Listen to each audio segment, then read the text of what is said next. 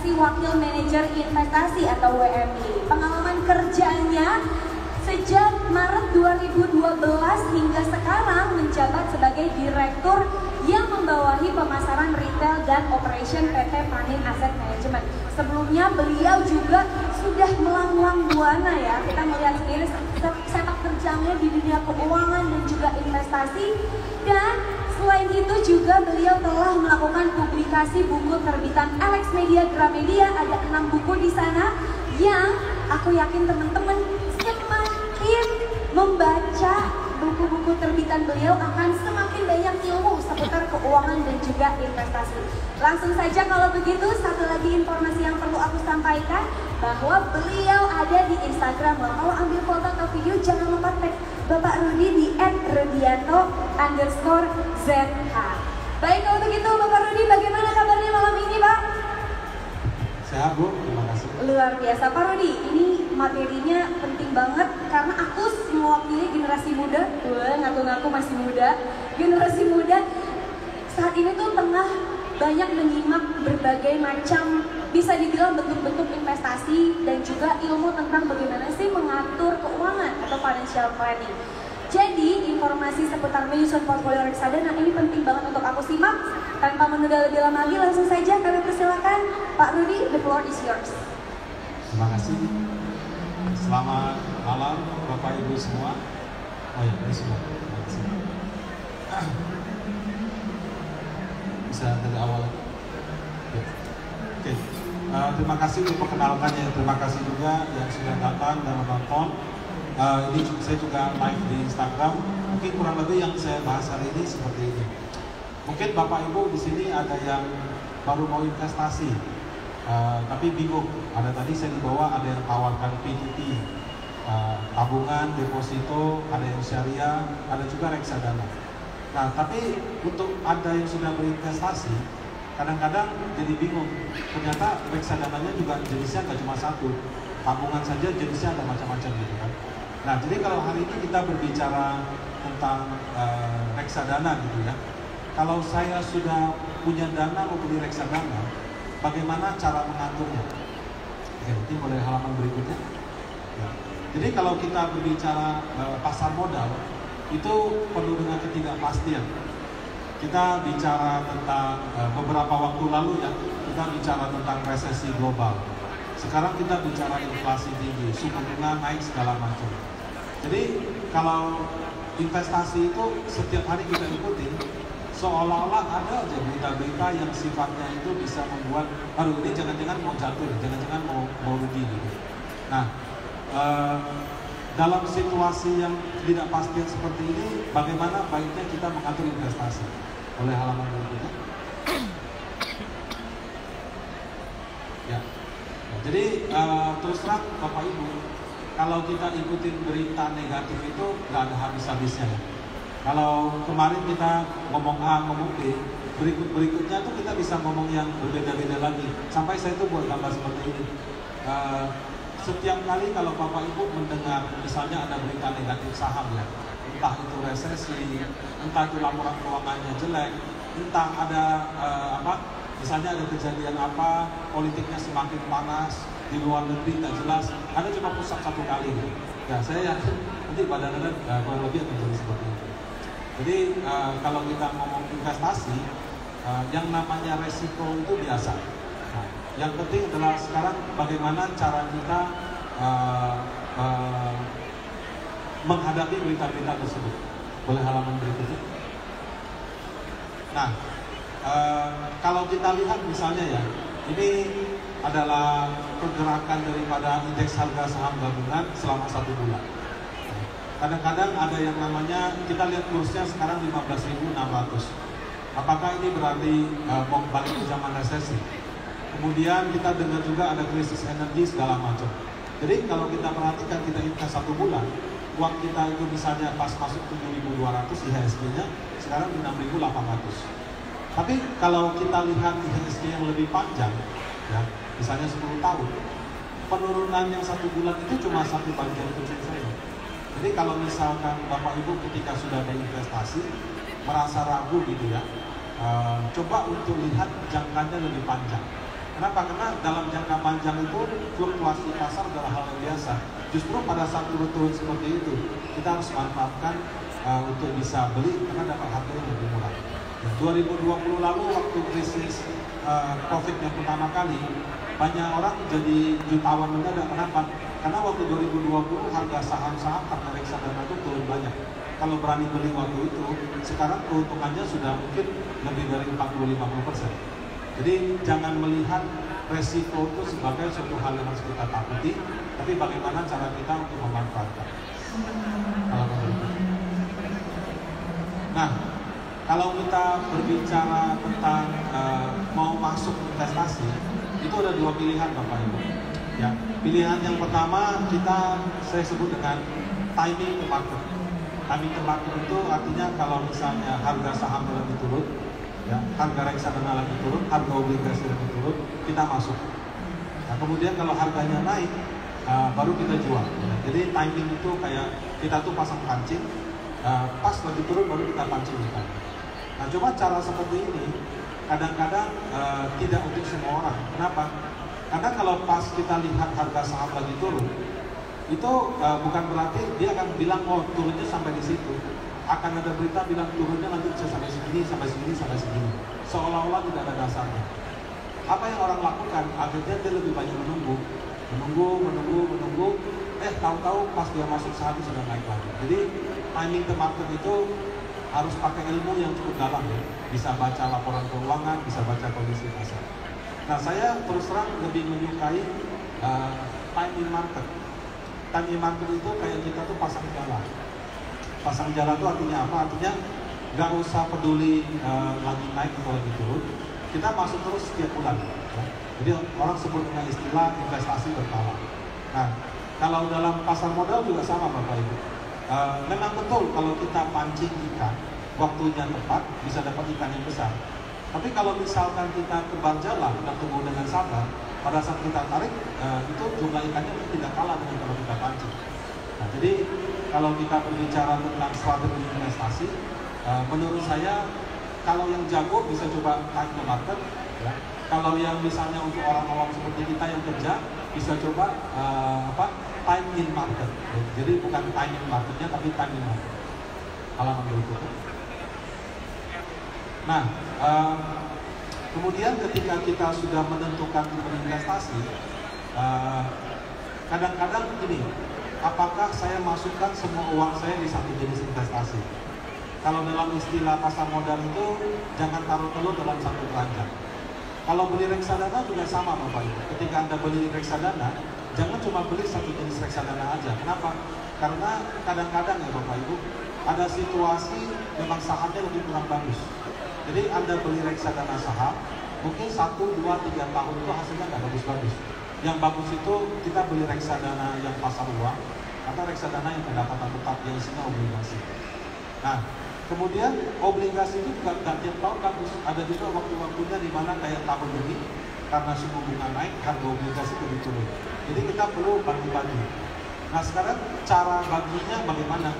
Cara baginya itu saya kasih analogi itu kayak kue. Satu potong yang besar untuk yang sesuai dengan profil kita, kemudian satu potong yang kecil yang tidak sesuai profil. Maksudnya begini, kalau saya orangnya agresif, maka kue yang besar ada di reksadana yang agresif seperti saham. Tapi bukan berarti semuanya saham. Mungkin 20, 30, 40% saya beli reksadana yang konservatif. Sama juga kalau misalkan saya orang yang agresif, saya orang yang konservatif, mungkin 60-70% kita beli reksadana yang konservatif, tapi tetap perlu ada di saham 10, 20, 30%. Kenapa? Karena kadang-kadang ada waktunya saham lebih bagus. Kalau kita nggak ada sama sekali, itu bisa ketinggalan. Nah, jadi prinsip investasi itu kayak bagi kue. Ada kue yang besar yang sesuai selera kita, tapi satu potong kecil kita kasih topping yang lain. Karena kadang-kadang kita nggak tahu, selera bisa berubah. Rasa bisa hari ini enak yang A, besok yang B. Jadi jangan coba cuma satu saja. Nah, boleh halaman berikutnya. Nah, bagaimana tepatnya cara yang bagi? Jadi kita harus bagi, mengenali diri kita sendiri ya. Pertama, apakah saya orang yang saya sebut dengan risk taker? Risk taker itu berarti saya berani ambil resiko. Nah kalau saya berani ambil resiko, maka kita itu harus masuk di reksadana yang agresif. Itu kita ngomong antara 40 sampai dengan 70%. Nah, jadi nggak 100. Kapan 40 Pak? Kapan 70 Pak? Saya orangnya agresif masuk reksadana saham, tapi baca berita tiap hari nggak bisa tidur. Kalau gitu 40% aja. Tapi kalau misalkan saya yakin, wah ini waktu yang sangat bagus karena sudah turun banyak atau tahun depan bisa naik lebih tinggi, saya tidak takut dengan berita-berita negatif. Nah, saya mungkin bisa dimentokin 60-70%. Jadi kalau Anda risk taker dan Anda merasa kedepannya sangat baik, mentoknya ya kita ngomong 60-70%. Kalau Anda orang yang agresif tapi khawatir dengan situasi ini itu tetap bisa, tapi mungkin tidak ngomong 40-50%. Nah ini untuk yang agresif. Ya. Kemudian yang satu lagi kita sebut dengan safe player. Safe player itu berarti suka beli reksadana yang konservatif. Itu kayak kita ngomong misalnya reksadana pasar uang. Sekarang banyak bank nawarin reksadana pasar uang. Kemudian bank juga sekarang nawarin FM. Reksadana juga ada isinya FM. Nah itu reksadana pendapatan tetap. Nah kalau yang seperti ini sama kayak tadi 40-70. Nah, ada satu lagi yang mungkin sekarang Bapak Ibu suka beli yang namanya ori, suka beli namanya sukuk retail gitu ya. Nah, itu adalah jenis yang membagikan income bulanan. Reksadana juga ada Bapak Ibu. Ada yang namanya income lover, di mana ada reksadana yang bisa setiap bulan atau setiap 3 bulan dia itu memberikan bagi hasil secara berkala. Nah, ini kita juga bisa kategorikan. Halaman berikutnya.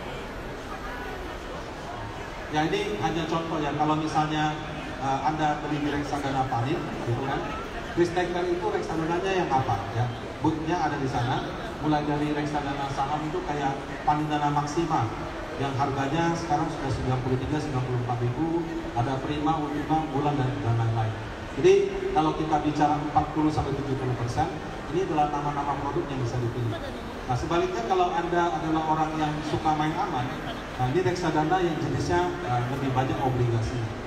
Nah kalau reksadana yang bisa memberikan income seperti apa? Nah kalau ini contohnya Panindana berkala yang setiap bulan ada bagi hasil Rp5. Nah kalau terproteksi juga ada Bapak Ibu. Jadi ada lagi satu jenis namanya reksadana terproteksi. Dia itu memberikan bagi hasil setiap 3 bulan. Sama pada waktu jatuh tempo, pokoknya bisa kembali dengan catatan perusahaannya tidak gagal bayar. Jadi kalau Anda membeli reksadana proteksi, mesti pastikan isinya itu perusahaan yang dapat. Ya, jadi ini dalam konteks kalau kita mau berinvestasi, reksadana seperti apa yang bisa kita pilih. Halaman berikutnya Pak. Next saja. Ya. Oh, sorry, mungkin boleh dimundur satu slide. Mundur satu. Nah, kalau kita berbicara tentang reksadana saham ya, sekarang reksadana banyak sekali Bapak Ibu. Anda ke seberang sana, ada teman-teman saya juga, ada teman-teman dari Trimega, dari Sukor gitu ya. Di belakang ada Paling Aset Manajemen. Jadi produk reksadana itu sama kayak deposito, semua bank punya deposito, semua manajer investasi punya reksadana.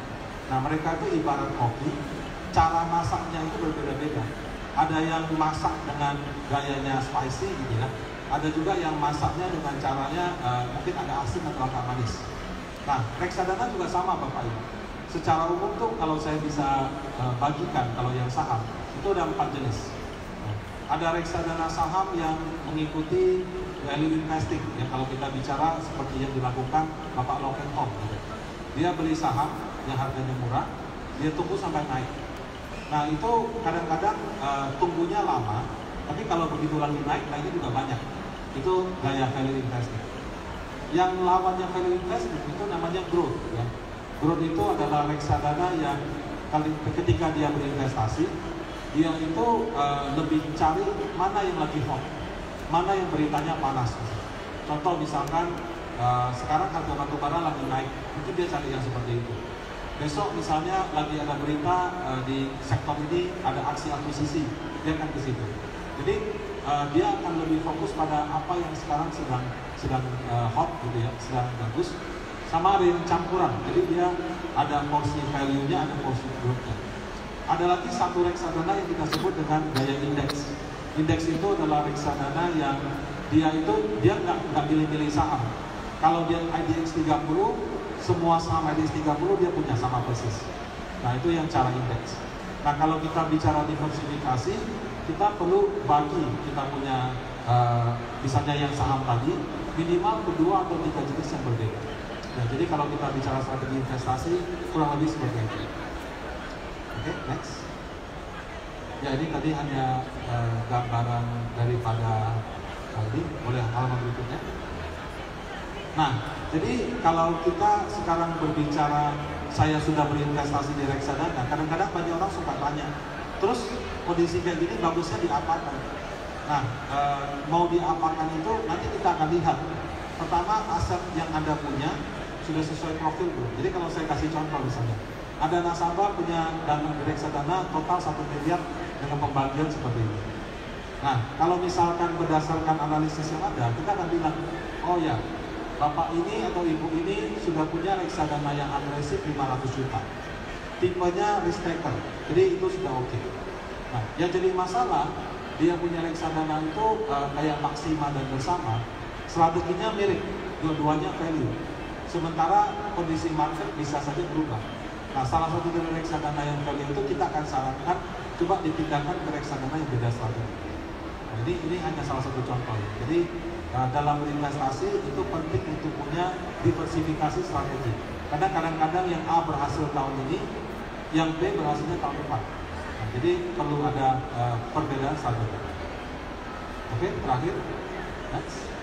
Nah, terakhir dari saya Bapak Ibu, untuk orang yang awam, ya, sangat penting kalau investasi itu harus punya tujuan. Kalau kita punya rekening di bank, punya saldo di GoPay atau dimanapun di reksadana, kita tidak punya tujuan. Angka yang ada di handphone itu hanya angka aja. Begitu ada promo tiket jalan-jalan diskon 30% itu jadi tiket. Begitu ada keperluan apa yang gak penting-penting amat, iPhone 14 keluar itu jadi handphone. Beda kalau misalnya kita invest itu dengan tujuan. Semua saldo reksadana yang ada di layar handphone kita, oh yang ini untuk dana darurat, yang ini untuk dana liburan, yang ini untuk DP mobil, yang itu untuk antar orang tua pergi umroh misalnya. Nah, jadi kalau kita sudah punya tujuan, maka atas saldo reksadana yang kita punya, satu kita nggak panik. Kenapa? Misalnya saya pakai ini untuk DP rumah, yang saya tahu mungkin 5-6 tahun lagi. Sekarang mau turun biarin aja, justru saya nambah. Kalau misalkan saya tahu, oh ini untuk biaya pendidikan anak, saya akan taruh di reksadana yang tidak beresiko. Kenapa? Karena kalau dia nanti turun, anaknya nggak jadi sekolah, saya yang masalah gitu. Nah, jadi kalau Bapak Ibu ingin berinvestasi di reksadana, belinya gampang. Sekarang online aplikasi semua mudah. Gitu. Tapi jangan terjebak pada cari yang untungnya paling tinggi. Tapi bisa nggak setiap tujuan yang kita tetapkan ini bisa kita capai dengan reksadana yang ada? Nah, jadi ini kurang lebih dari saya dalam mengelola portfolio reksadana. Yang pertama kita harus diversifikasi, jenisnya berbeda, strateginya berbeda. Dan kemudian kalau kita sudah punya diversifikasi, langkah selanjutnya adalah kita kasih label tujuan. Nah, jadi dengan cara ini mudah-mudahan tujuan keuangan kita tercapai dan keuangan Bapak Ibu juga lebih baik. Nah, demikian dari saya. Terima kasih. Silakan Ibu Sofi. Mari kita berikan aplaus yang meriah Bapak dan Ibu. Pemaparan dari Bapak Rudi menyusun portfolio reksadana. Wah, ini penting sekali. Bahkan ada 2 catatan penting yang saya catat nih Pak Rudi, bahwa ini jadi kayak pengingat, reminder buat saya bahwa ternyata punya tabungan, simpanan, investasi hanya angka tanpa tujuan itu bisa dibilang hambar ya Pak Rudi ya. Seperti kayak tidak termaksimalkan dengan baik, dan jadinya di sini kita diingatkan kembali bahwa berinvestasilah dengan tujuan. Selain itu perlu juga ternyata diversifikasi jenis dan strateginya seperti apa. Oke, kalau begitu, nah sekarang kita akan buka floor untuk Q&A. Kami persilahkan, silakan angkat tangan yang ingin mengajukan pertanyaan. Kalau nggak salah ada hadiah juga ya untuk pertanyaan ya. Silakan, ini saya masih ingat namanya loh. Mas Stefanus kan ya, betul ya? Kak Stefanus silakan, pertanyaannya apa? kita akan berikan mikrofonnya. Boleh maju aja Kak Stefanus, nggak apa-apa. Siap, silahkan pertanyaannya. Kita buka ya Mbak. Boleh. Selamat malam Pak Rudi. Malam Pak. Saya ingin bertanya tentang dua hal Pak. Tadi di slide Bapak mengajarkan kita untuk berinvestasi harus ada tujuan Pak. Hal apa yang perlu dipertimbangkan oleh kita untuk menentukan berapa banyak sih Pak reksadana yang harus kita miliki untuk mencapai tujuan itu? Apakah 10, 20 atau cukup 5 saja? Yang pertama. Yang kedua, mengenai aset alokasi yang Bapak sudah jelaskan, anggaplah kita misalnya sudah menentukan kita punya 70% untuk reksadana saham. Tapi dalam perjalanan waktu itu kalau nilai investasi kita meningkat, itu kan alokasi kita meningkat juga Pak jadi 80 atau gimana. Nah itu kapan sebaiknya kita mengevaluasi atau mungkin menjual supaya bobotnya itu jadi sama seperti kembali Pak. Itu aja Pak. Terima kasih Pak Rudi. Terima kasih Kak Stefanus untuk pertanyaannya. Ada dua pertanyaan di sana. Yang pertama berkaitan dengan pertimbangan untuk nilai reksadananya. Ada, boleh mungkin dikasih contoh deh Pak, dikasih mungkin salah satu studi kasus atau sebuah case buat gambaran biar ada bayangan gitu Pak. Ya baik. Jadi yang pertama, berapa jumlah reksadana yang ideal gitu ya. Investasi reksadana itu bukan ilmu pasti, itu adalah seni. Namanya seni kan, misalnya ada orang yang bilang oh gambar bunga ini bagus, ada orang yang juga bilang oh gambar bunga ini kurang bagus karena nggak ada merahnya. Berarti seni itu soal selera, investasi juga soal selera gitu. Jadi kalau misalkan ada bilang jumlah reksadana yang pas, ya, secara kembali ke selera masing-masing aja. Ada orang yang dia itu senang melihat produknya banyak, dia merasa terdiversifikasi. Jadi banyak-banyak dia nggak ada masalah. Ada juga orang yang pusing kebanyakan, ya 2 atau 3 aja gitu. Nah saya pernah buat penelitian, diversifikasi yang optimal itu cukup 3. Jadi kalau misalnya satu tujuan, cukup 3 reksadana saja. Bisa dari jenis yang sama tapi strateginya yang berbeda. Tapi bisa juga diselipkan sedikit yang beda tadi. Misalnya untuk tujuan jangka panjang saya sudah taruh di 3 reksadana saham. Tambahkan 1 mungkin 10-20% reksadana yang pendapatan tetap seperti itu. Ya, jadi berapa yang optimal menurut saya cukup 3 atau 4 aja sudah cukup. Ya kemudian yang kedua silahkan Pak, alokasi nih Pak, alokasi asetnya seperti apa? Ya, nah kemudian ketika kita sudah berinvestasi, memang benar ya, bisa saja kita targetkan punya 60-70% di reksadana saham, IHSG-nya lebih bagus, jadi 80-90, itu sangat mungkin. Nah, kapan kita harus evaluasi? Menurut saya evaluasi itu bisa, misalkan Anda merasa situasi ekonominya akan berubah dengan drastis sehingga Anda harus evaluasi kembali, atau ya mungkin Anda sudah bikin jadwal tetap, misalnya setiap 3 atau 6 bulan pada saat Anda evaluasi, oh ternyata lewat, baru kita sesuaikan. Nggak ada aturan pasti atau nggak ada ketentuan sih. Kalau kita yang kerja di manajemen investasi ada aturannya, satu saham 10% karena harganya naik jadi 12%. Dalam waktu 40 hari kerja harus saya jual. Kalau nggak jual saya dapat surat dari OJK. Tapi kalau perorangan nggak ada masalah. Saya target di sini ada misalnya 15% karena harganya naik jadi 25%. Yang nggak ada masalah saya pegangin aja. Ya. Jadi kalau untuk periode evaluasi tentukan sendiri ya, bisa 3, 6 atau 12 bulan. Atau ketika Anda merasa situasi ekonominya itu berubah dengan drastis sehingga Anda merasa harus melakukan sesuatu. Itu jawabannya. Oke, berarti bisa dibilang juga ini disesuaikan ya, karena mungkin setiap orang punya target, punya jenis, dan punya itu tadi apa kepuasan yang berbeda masing-masing. Dan dilihat lagi nanti tujuannya apa. Terima kasih Kak Stefanus untuk pertanyaannya dan jawabannya. Thank you so much Pak Rudi. Kita masuk ke pertanyaan selanjutnya, silakan. Boleh ya, nanti semua kan kita berikan kesempatan mungkin dari sisi sebelah sini terlebih dahulu. Silakan, boleh berdiri Mas dengan kakak siapa? Sebentar, boleh kita gunakan mikrofon yang sebelah sini, boleh ya? Oke, silakan dengan kakak siapa? Pak, selamat malam. Ya, saya Cindy dari Jakarta Barat. Saya mau tanya mengenai planning aset manajemen. Aset manajemen itu kan semua pekerjaan ya. Saya pengen tahu detail pekerjaan dari seorang aset manajemen itu apa aja. Dan saya mau tanya juga mengenai produk dari reksadana planning aset manajemen. Di situ kan produknya ada yang namanya planning dana maksimal, planning dana ultima. Apa perbedaan dari itu? Planning dana maksimal, planning dana prima, dan planning dana ultima. Terima kasih, itu aja. Terima kasih banyak Mas Emi. Silakan Pak Rudi. Ya, jadi kalau di peraturan OJK, planning asset management itu disebut manajer investasi. Kalau kedengarannya kayak orang, manajer ya. Itu bukan sih, maksudnya itu perusahaan. Nah, apa bedanya Pak dengan misalnya PT Zara gitu, Mitra Perkasa, PT Carrefour. Kalau di perusahaan manajer investasi, waktu kita dirikan, itu peraturan OJK mewajibkan minimal ada 8 fungsi. Jadi harus ada 8 divisi. Divisi yang pertama itu tentunya yang mengelola dana masyarakat. Nah, itu disebut dengan divisi pengelolaan investasi. Tugasnya ngapain? Ya analisa saham, analisa obligasi, baca koran, baca berita, baca website, ikut-ikut rumor atau apa. Mereka mencoba mencari kira-kira saham apa yang bisa mereka beli, harga jualnya berapa, bobotnya berapa persen, dan seterusnya. Itu divisi investasi. Tulang punggungnya itu. Tulang punggung yang kedua adalah yang gini, sepintar-pintarnya orang kelola kan harus ada yang jualan. Kalau nggak ada yang jualan, siapa yang naruh uang di situ kan? Nah, itu disebut dengan divisi pemasaran yang digabung dengan penanganan keluhan nasabah.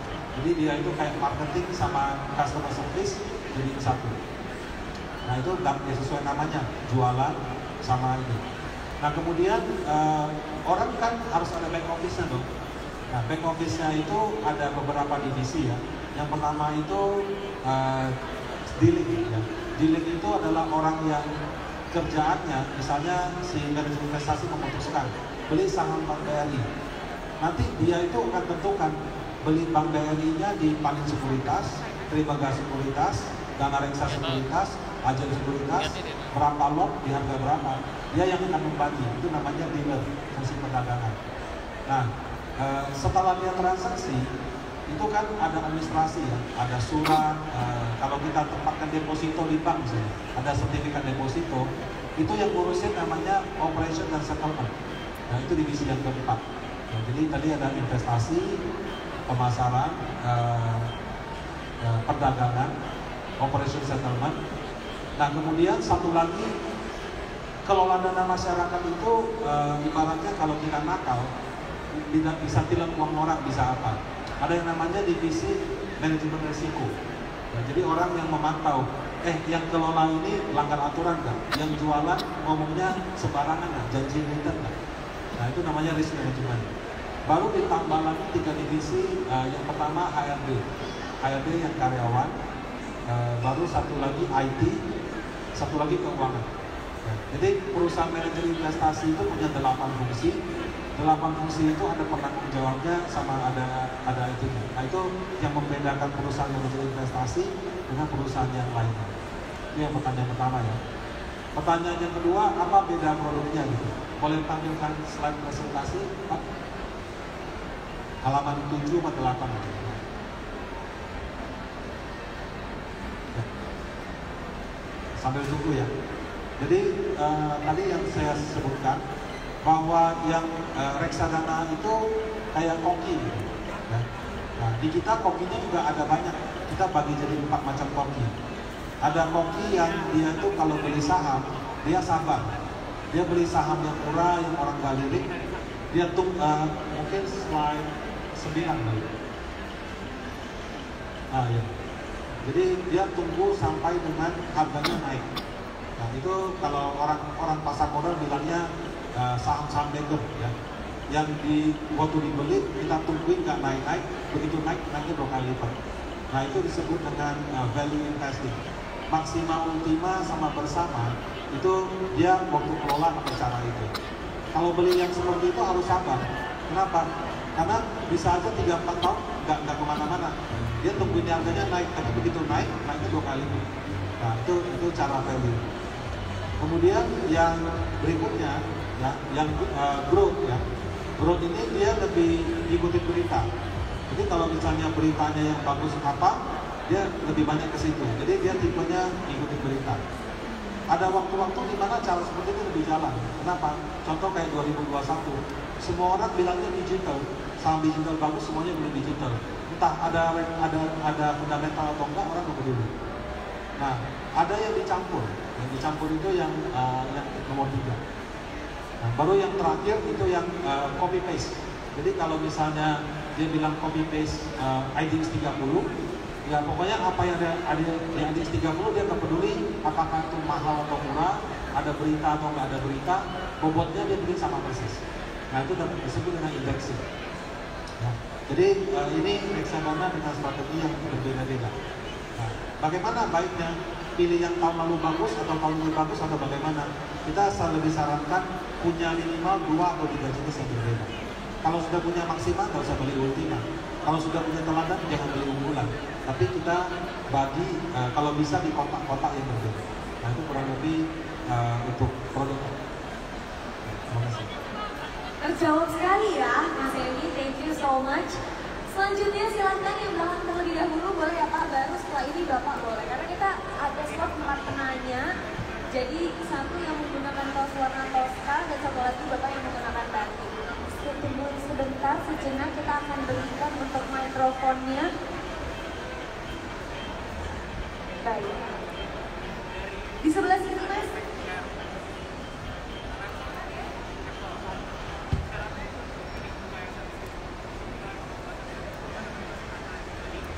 Oke, silakan dengan siapa Kak? Saya Andrea, Pak Budi, mau bertanya, apakah aman untuk membeli reksadana sebagai dana darurat, Pak? Karena kan resiko reksadana kecil. Terima kasih. Terima kasih. Dengan kakak siapa Pak? Andrea. Kak Andrea. Baik, silakan Pak Rudi. Ya. Jadi reksadana itu juga macam-macam Pak. Ada reksadana, mungkin boleh ke halaman 8 dulu. Boleh tolong halaman 8. Jadi reksadana itu macam-macam Pak. Ada pada dasarnya hampir semua reksadana Pak, kalau Bapak beli, Anda bisa cairkan itu maksimal dibayar dalam 7 hari kerja. Lewat dari 7 hari kerja Pak, perusahaannya akan kena sanksi OJK. Jadi reksadana saham, pendapatan tetap, campuran, pasar uang, indeks itu 7 hari kerja. Nah, ada satu namanya reksadana terproteksi. Nah, kalau itu hati-hati, kenapa? Karena biasanya dia ada lock-up periodnya, 2 tahun, 3 tahun, 4 tahun atau lebih. Jadi kalau yang itu ada mau redeem, mau jual, dia bilang, sorry Pak, ini 3 tahun Pak. Kayak ori, baru bisa jual 3 tahun lagi. Nah, jadi reksadana terproteksi sudah pasti tidak cocok untuk dana darurat. Yang lainnya bisa, karena mau dicairkan kapan saja oke. Nah, kemudian kalau dana darurat idealnya kan jangan sampai pas kita mau pakai lagi rugi. Jadi cari yang kemungkinan ruginya paling sedikit. Nah di sini ada 2 Pak, namanya paling dana liquid sama paling dana liquid syariah.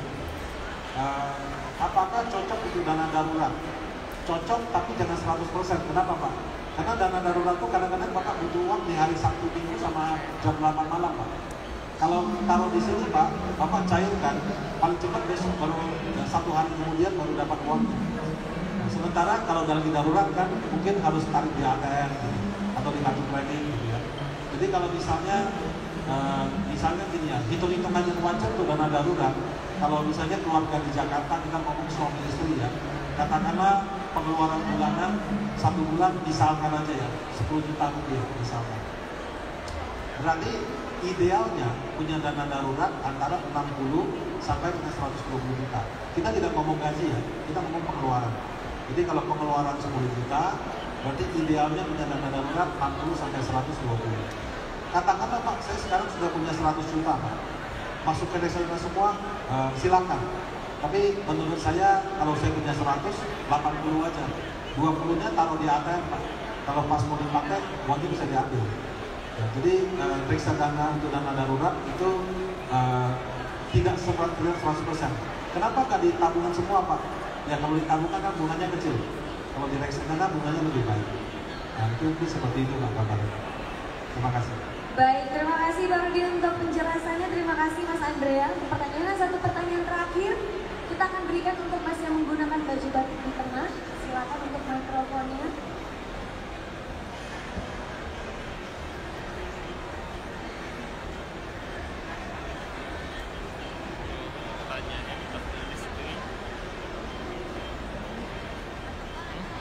Kita akan cek untuk mikrofonnya.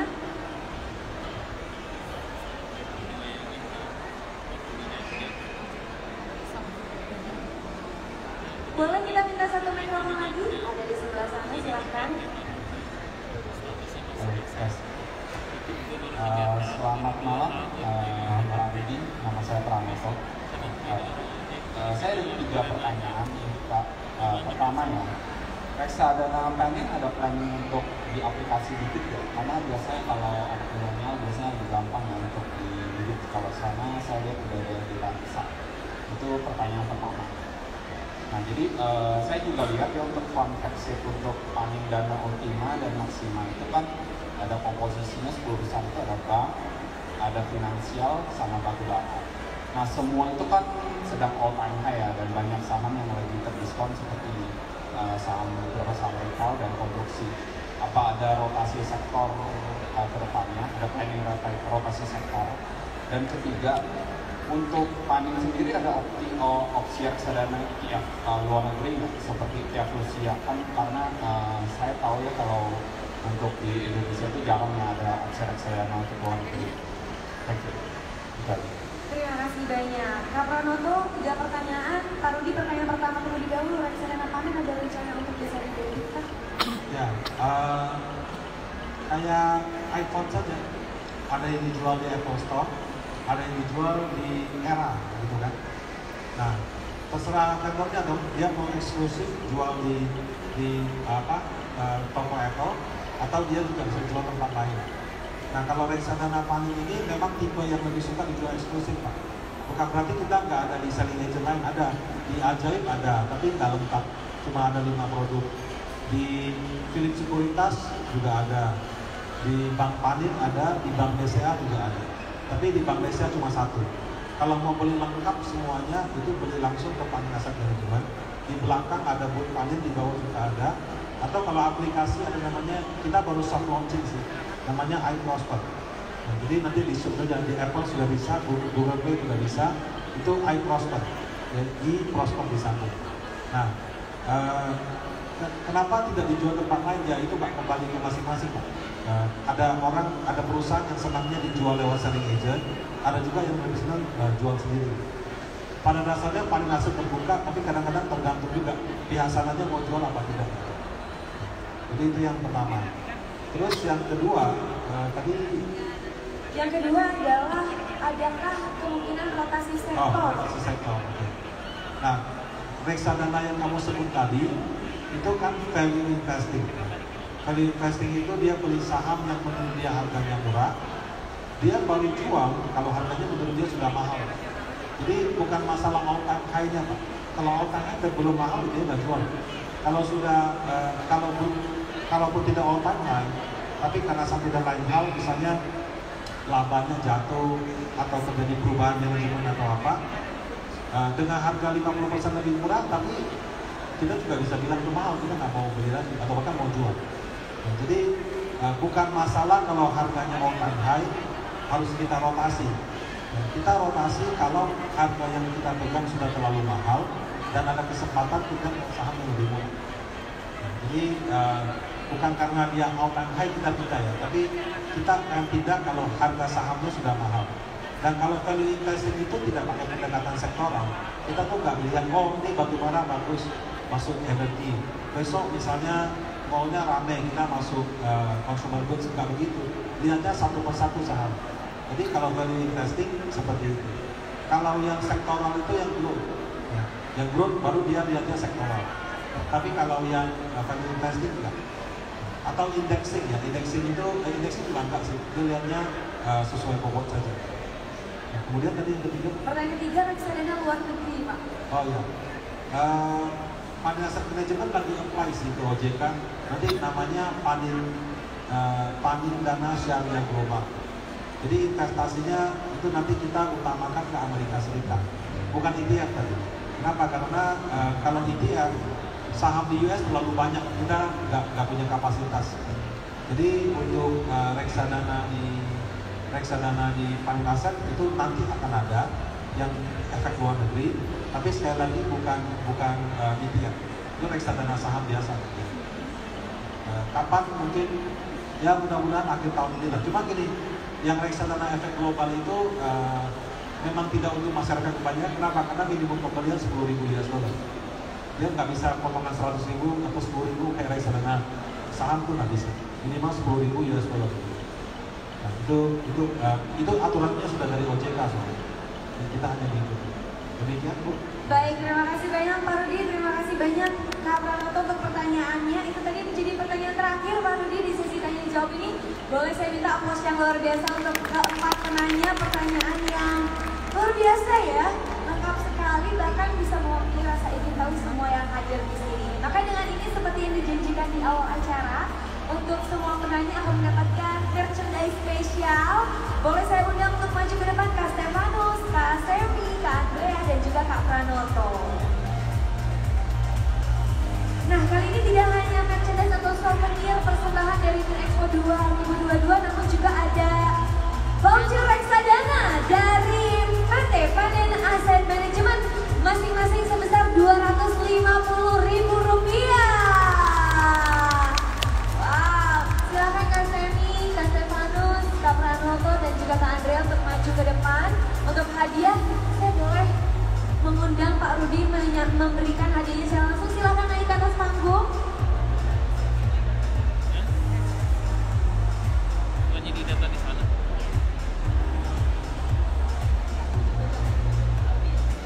Baik, kami persilahkan maju sedikit ke depan. Baik, Pak Rudi silahkan berikan hadiahnya satu persatu, mulai dari yang paling ujung kiri terlebih dahulu. Itu Kak Semi, dan kita abadikan. Boleh sambil lihat ke kamera Bapak penyerahan hadiahnya. Baik, kita abadikan. Selanjutnya silahkan, kali ini akan diserahkan untuk Kak Pranoto.